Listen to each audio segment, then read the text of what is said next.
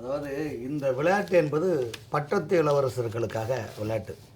உலக நாடுகளிலெல்லாம் இது போன்ற விலை உயர்ந்த விளையாட்டை வந்து பெரிய பெரிய செல்வந்தர்களும் சீமாட்டிகளுடைய அதாவது ஆடம்பரமான இதில் வந்து ஸோ அது ஆட்சி அதிகாரம் தமிழ்நாட்டில் வந்து இவங்க கையில் முடியா விளம்பர அரசிட்ட இருக்குது. ஸோ மகனுக்கு வந்து ஒரு இளைஞர் மற்றும் விளையாட்டுத்துறை அமைச்சருக்காக ஒரு பெரிய ஹை சொசைட்டியில் பெரிய பெரிய ஆட்கள்லாம் கூப்பிட்டு இதுக்கு அண்ணன் இளந்தமிழார் சொன்ன மாதிரி இதனுடைய உள்ளர்த்தம் அந்த பேமெண்ட் எப்படி வருது அதை எப்படி கிளியர் பண்ணதுக்கான ஒரு நிலைப்பாடு இருக்குது. இதைத்தான் தேக்கத்தெளிவு சின்னம்மா என்ன சொல்கிறாங்கன்னா, இவ்வளோ கோடி நீங்கள் செலவு பண்ணுறீங்க, தமிழ்நாட்டில் வந்து இன்றைக்கி ஒவ்வொரு இடத்துல பார்த்திங்கன்னா நெல்கதிரில் அடித்து அதை கொட்டி வச்சு முளைப்பாரி ஆகி அதை யூஸ் பண்ண முடியாத லெவலில் செட்டுவே இல்லை. ஒரு இடத்துக்கு நீங்கள் வந்து இந்த 42 கோடியை கொண்டு 42 செட்டு போட்டால் விவசாயிகளுக்கு அந்த நெல்லை இப்போ சேஃப்டி பண்ணலாம், மக்களுக்கும் பயனள்ளக்கூடிய ஒரு நிலைப்பாடாக இருக்கும். இப்போ இந்த விளம்பர அரசு அவங்களுடைய மனநிலை என்னென்னா, தமிழ்நாட்டு மக்கள் எப்படி இருக்கிறாங்கன்னு அவங்க நினைக்கிறாங்கன்னா, இந்த தாலாட்டுன்ற படம் 1969 படம் வந்ததுங்க. அதில் வந்து கவிஞர் மாயவந்தான் எழுதின பாட்டு அதில் என்னென்னா, மாயவநாதன் மல்லிகை பூ போட்டு கண்ணனுக்கு மங்கள நீராட்டு, செண்பக பூ போட்டு பாடுவோரு செந்தமிழ் தாலாட்டுன்னு தமிழ்நாட்டில் உள்ள பெற்றோர்கள்லாம் பிள்ளைகளை செழிப்பாக அங்கே இருக்கிறது போலையும், அதே போல் மானாட மயிலாட நீயாட நானாட ஒரு ஆன்மீக மாநாடை நடத்தி அந்த முருகப்பெருமான 10 மலை 10 மலேசியில் 10 மலை முருகங்களுக்கு அவரு போய் கோபிச்சுட்டு அவரு போய் இருக்கார். அது வேறு கதை. அதாவது அவங்களுடைய நிலைப்பு என்ன, ஆன்மீகத்தில் கூட தமிழ்நாட்டு மக்கள் வந்து என்னென்னா சீர்காழி கோந்திரன் சொல்லுவார் பாருங்க, பன்னிரு விழிகளிலே பறிவுடன் ஒரு விழியாய் என்னை நீ பார்த்தாலே போதும். இந்த மாதிரி மக்கள் தேனார்களையும் பாலார்களையும் ஓடி கஷ்ட நஷ்டம் இல்லாமல் எல்லா விலைவாசியும் உடனடியாக குறைச்சி மக்கள் இந்த கையில் இருக்க பணத்தெல்லாம் என்ன செய்யறதுக்கு, இதுக்கு ஒரு என்டர்டைன்மெண்ட் வேண்டாமா ஐயா, பட்டத்து இளவரச ஐயா ஏதாவது செய்யுங்க ஐயான்னு சொல்லி உடனடியாக சென்னை மாநகர மக்கள் எல்லாரும் இந்த விளையாட்டை பாருங்கள், இது நம்முடைய விளையாட்டு பாருங்கன்னு சொல்லி ஒரு ட்ராமா நடிக்கிற மாதிரி. ஏங்க மக்கள் வந்து எவ்வளோ வறுமையில் கஷ்டப்படுறாங்க, ஒரு பொருள் காசு கொடுத்து வாங்க முடியல சார். அப்படிப்பட்ட அந்த தமிழ்நாட்டு மக்களுடைய வறுமையை கூட இவங்க பொருட்படுத்தாமல் கண்டதே காட்சி கொண்டதே கோலம் என்பதை இவங்க இந்த விளம்பர அரசு என்பது அடிக்கடி நம்முடைய சின்னம்மா சொல்லுவாங்க. ஆனால் உண்மையிலே பார்த்தீங்களா இவங்க இப்போ பாருங்கள், அவங்க என்னென்ன பண்ணுறாங்கன்னா, கலைஞர் விளையாட்டு அரங்கம், கலைஞர் கோட்டம், கலைஞர் லைப்ரரி, கலைஞர் மருத்துவமனை, கலைஞர் பேருந்து நிலையம், இது யாராவது கேட்டாங்களா? இந்த மாதிரி பேரை வைங்கன்னா தமிழ்நாட்டு மக்கள் யாராவது கேட்டாங்களா? அல்லது மக்கள் ஏதாவது போராட்டம் பண்ணாங்களா? வைங்கன்னு நீங்களே உங்களுக்கு தாரை தம்பிட்டு அடித்துக்கொள்ள இது ஒரு விளம்பரம். ஆனால் தமிழகத்தினுடைய மக்களுடைய தேவைகளை நீங்கள் பூர்த்தி செய்யவில்லை. தமிழகத்தினுடைய அரசு துறைகளில் உள்ள ஊழியர்களுடைய தேவைகளை நீங்கள் பூர்த்தி செய்யவில்லை. தமிழகத்தினுடைய அரசு துறைகளில் அவங்களுக்குள்ள கொடுக்கிற நிதிகளை கூட நீங்கள் சுவாகா பண்ணிட்டீங்க. இன்றைக்கி அரசாங்க மருத்துவமனையுடைய நிலைமை அடிச்சு பாருங்கள். இந்த ஜெயா ப்ளஸ் உடைய நம்முடைய இந்த தலைப்பு வந்தோடனே தமிழ்நாடு டாக்டர் அசோசியேஷன் அரசாங்கத்தினுடைய டாக்டர் அசோசியேஷன் தலைவர் ஒரு தகவல் கொடுக்குறாங்கன்னு பார்த்தீங்களா, டெல்லி எய்ம்ஸ்ன்னு அறிக்கை கொடுத்துருக்காங்கன்னா, டெல்லி எய்ம்ஸ் மருத்துவமனையில் உள்ள ஊழியர்களுக்கு டாக்டர்களுக்கு எவ்வளோ சம்பளம் கொடுக்கலோ அதே மாதிரி இந்தியாவில் உள்ள அனைத்து அரசு மருத்துவமனையில் உள்ள டாக்டர்களுக்கும் சம்பளம் கொடுக்கணும்னு நீங்கள் சொல்லியிருக்கீங்க. ஆனால் அரசு மருத்துவமனை பாருங்கள், மா சுப்பிரமணியம் நம்முடைய மக்கள் நலத்துறை அமைச்சர் பேசுகிறாரு, தமிழ்நாட்டில் வந்து மருத்துவக் கல்வியை தொடங்க நாங்கள் தயாராக இருக்கிறோம், ஆனால் மத்திய அரசு இதுக்கு தடைக்கல்லாக இருக்குன்னு ட்ராமா நடக்கிறாரு. இப்போ பாருங்கள், தமிழ்நாட்டில் 37 அரசு மருத்துவக் கல்லூரி இருக்குது சார். ஆனால் அதில் 13 அரசு மருத்துவரில் முதல்வர் இல்லை, டீன் இல்லை. அப்போ ஆரம்ப சோதனை மையம் வைக்கிறீங்க, ஆஸ்பத்திரி கட்டுறீங்க, ஆனால் எல்லாம் கட்டிடங்கள் கட்டலை அக்கறை காட்டும், கமிஷன் வாங்க அக்கறை காட்டும். நீங்கள் அரசு மருத்துவமனையில் பணியாளர்கள் டாக்டர்கள் கிடையாது, நர்ஸு கிடையாது, அதுக்கான அப்பாயின்மெண்ட் கிடையாது, 2000 மருத்துவர்கள் வேக்கன்சி பேலஸ் இருக்குது, அவங்களுக்கு தேவையான சம்பளத்தை கொடுக்கல, கலைஞருடைய போட்ட கவர்மெண்ட்டில் போட்ட அரசாணை 354 கிடப்பில் கிடத்திருக்கீங்க. இப்படிலாம் இந்த விடிய அரசு தமிழகத்தினுடைய உயிர் காக்கக்கூடிய அரசு மருத்துவர்களுக்கே இந்த நிலைமை என்றால் மற்ற பிரச்சனை எக்ஸட்ரா என்று இன்றைக்கி தமிழ்நாட்டுடைய அரசு துறையில் ஒவ்வொரு அமைச்சர்களும், அமைச்சர் சார்ந்த பிஏக்களும், அமைச்சர் சார்ந்த அரசு துறை அதிகாரிகளும் ஒவ்வொரு டிரான்ஸ்ஃபருக்கு காசை வாங்கி கொண்டு டிரான்ஸ்ஃபர் பண்ணினாலும் தவிர்த்து மக்களுடைய பண்பாட்டு எதுவுமே இவங்க பண்ணலை சார். இதுதான் உங்கள் நிலைமை. அதனால் இன்றைக்கி தமிழ்நாட்டு மக்களை பொறுத்த வரைக்கும் இவர்கள் கிள்ளிக்கீரைகளாக ஏதோ விளையாட்டு பிள்ளைனால ஒரு நிலைப்பாடு அவங்களுடைய திமுக அரசுடைய மனநிலை உள்ளது. இத்தகைய மனநிலையை தான் அழகாக சொல்லுகின்றார் தேக்கத்தில் சினிமா. இந்த மாதிரிலாம் பண்ணாதீங்க, இதெல்லாம் மக்களுக்கு தேவையா? சசிகலாம்மா வந்து புள்ளியாக ஒவ்வொரு விஷயமா சொல்லியிருக்காங்க. தமிழ்நாட்டில் எந்த எதிர்க்கட்சி தலைவர்களும் சொல்வதற்கில்லை. அது ஒரு வேதனையான திரு ராமன் ஒரு விவகாரத்தை மற்ற கட்சிகள் எல்லாம் அவர்கள் கூட்டணியில் இருக்கின்றார்கள்.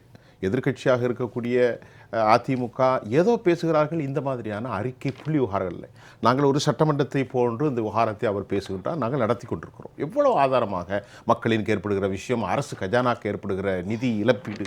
அதாவது சமீபத்தில் 2வது கட்டமாக நெல்லையில் தியாகத்தில் சின்னமா பிரச்சாரம் மக்களை சந்திக்கின்றார். அப்போது சந்திக்கின்ற போது என்ன பண்ணாங்கன்னா, தென்காசியுடைய பிரச்சாரத்துக்கும் இந்த பயணத்துக்கும் நெல்லையுடைய பயணத்துக்கும் உளவுத்துறை ரிப்போர்ட் என்ன சொல்கிறாங்கன்னா, சேகத்தில் சின்னம்மா நெல்லை மாவட்டம் வரும்போது ஒவ்வொரு கிராமத்திலும் சென்று அந்த கிராமத்துக்கு தேவையான அடிப்படை என்ன என்பதை பேசுகிறாங்க. இந்த பேச்சை உளவுத்துறை எவ்வளோ நோட் போட்டு கொடுக்குறாங்கன்னா, அப்போ அரசு, இந்த விடியா அரசு, இந்த விளம்பர அரசு சேகத்தில் சின்னம்மாவுடைய வார்த்தைக்கு எவ்வளோ பயந்து போயிருக்கிறாங்க. ஆஹா, எல்லாமேட்டும் வெளியே சொல்கிறாங்களே, எதிர்க்கட்சிக்காரர்கள் இல்லாத ஒரு குறையை தமிழக மக்களுக்கு எதிர்க்கட்சி தலைவராக மக்களின் இதயத்தில் குடியிருக்கின்ற ஒரு தலைவி என்றால் அது தியாகத்தில் சின்னமாவில் தான் தமிழக மக்களுக்கு வாழ்வு பிறக்கும் என்பது நிலைப்பாடு. அதற்கான காலமும் கனியும். சில நாட்களுக்கு முன்பு சென்னை மாநகராட்சி ஒரு தீர்மானத்தை போட்டது. அந்த தீர்மானம் குறித்து நாம் ஜெயா டிவியில் விரிவாக பேசிக்கொண்டே இருக்கின்றேன். எனக்கும் கூட அது மறக்காது. பிரியா அவர்கள் என்ன சொல்கிறார், அம்மா திட்டத்தில் அந்த அம்மா உணவகம் 7.5 கோடி ஆகுது ஐயா. கிட்டத்தட்ட அந்த வெசல்ஸ் 23,000 அளவுக்கு ஓட்ட உடசலாக இருக்குது. அதை ரிப்பேர் பண்ணணும், அதுக்கு பணம் இல்லை. மொத்தம் 21 கோடி ரூபா அரிசி வாங்குறதுக்கு, பருப்பு வாங்குறதுக்கெல்லாம் தேவை இருக்குன்னு ரொம்ப சீரியஸாக பேசுகிறாங்க. இப்போ உணவு தரக்கூடிய திட்டம், ஏழைகள், அபலைகள், விதவைகள், இல்லோர்கள் எல்லாரும் அம்மா மறைந்து போன மகராசியுடைய திட்டம் என்று இன்றைக்கி சர்வதேசத்தில் போடப்படுகிறது. ஈரானில் இந்த திட்டம் பார்க்கப்படும்.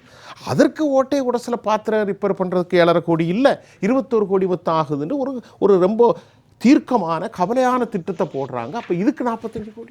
சென்னை மாநகராட்சி மேயர் பிரியா அவர்கள் இப்படி அம்மா உணவகத்தில் இப்படி அந்த போட்டை உடசல் பாத்திரத்தை ரீகண்டிஷன் செய்யணும்னு சொல்லிட்டு அவங்க 7 கோடி ரூபா ஒதுக்கிறோம் அந்த வார்த்தையை வெளியே சொல்லுது என்பது அவருடைய கட்சி தலைமை கொடுத்த ஒரு நெருக்கடி, அசைன்மெண்ட். ஆமாம், அசைன்மெண்ட். நீங்கள் ஏதாவது சொல்லுங்கள், வேறு வழி இல்லை. ஏன்னா சென்னை மாநகரம் இன்றைக்கி ஊழலுடைய உச்சக்கட்டத்தில் இருக்குது.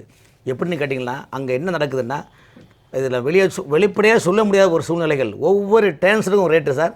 சென்னை மாநகராட்சியில் மண்டலங்களில் இருக்கிற ஏஇலேருந்து, ஏ ஸ்கொயர்லேருந்து, இலேருந்து, ஏசிலேருந்து, ரீஜனல் எஸ்சி போஸ்டிங்லேருந்து, ஹெட் குவார்ட்டர்ஸில் town planning department, BRR department, bus route department, ஸ்டாம்பாட் டிபார்ட்மெண்ட்டு, சால்ட்வேட்ஸ் மேனேஜ்மெண்ட்டு, மெக்கானிக்கு, இப்படி ஒவ்வொரு துறையிலும் ஒவ்வொரு டிரான்ஸ்ஃபருக்கும் ஒரு ரேட்டை ஃபிக்ஸ் பண்ணுறாங்க. இன்றைக்கி தெற்கு ரீஜனில் பார்த்தீங்களா, மண்டலம் 11, மண்டலம் 12, மண்டலம் 13 பார்த்தீங்களா, ஒவ்வொரு அதிகாரிகளும் அரசியல் பெருமளும் சேர்ந்து குத்தகைக்கு எடுத்து நடத்துகிறாங்க சார். திட்டங்கள் யாரும் மக்களுக்கு அங்கே எதுவுமே செய்கிறது கிடையாது.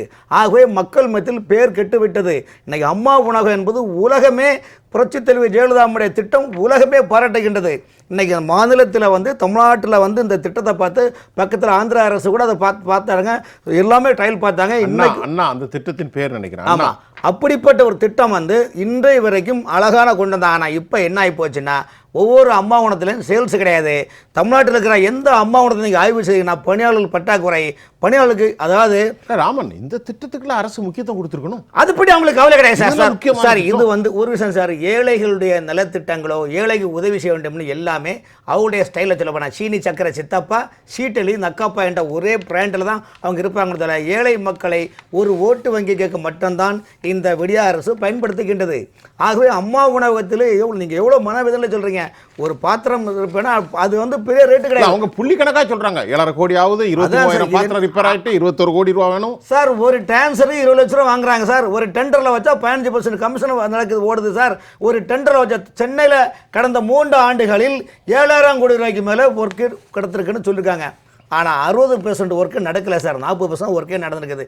மீது 60% உள்ள நிதிகளையும் அந்த பணங்களையும் காக்கா கொண்டு போயிடுச்சா? இதெல்லாம் இதெல்லாம் ஏன் அவங்களுக்கு சின்னம்மா மேலே ஏன் அவங்களுக்கு திமுகவில் ஏன் ஆத்திரன்னா உண்மையாக சொல்கிறாங்க இல்லையா? வேறு யாருமே உண்மை சொல்கிறாங்கல்ல. சின்னம்மா தான் இவனுடைய உண்மையெல்லாம் வெளியில் கொண்டு வராங்களே. ஐயோ, A+ல் பயணிக்கக்கூடியவங்களும் எல்லாம் உண்மையை கொண்டு வராங்களே. என்னோட பயம் அவங்களுக்கு இருக்குது. உண்மை வெளிச்சத்தில் வந்து விட்டது. பூனைக்குட்டியை வெளியே இப்போ இளந்தமிழ் ஆர்வலன் அண்ணன் ஒரு வார்த்தை சொன்னாருன்னா, கார் பந்தயத்தினுடைய சீக்ரெட் அவர் சொன்னார். கார் பஞ்சத்தில் உள்ளே இருக்கிற சூச்சத்தை இளந்தமிழர்கள் சொன்னார். இல்லை என்ன ஆகுனா, ஆஹா பூனைக்குட்டியை வெளியே போச்சு, உண்மையாக வெளியே சொல்லிட்டாரு. ஏன்னா யாருமே இதெல்லாம் சொல்கிறது கிடையாது. உண்மையை சொன்னோம்னா நமக்கு ஏதாவது பிரச்சனை வருமோ, ஏதோ பொய் வழக்கு பாயுமோன்னு பயத்தில் இருக்கிறாங்க சார்.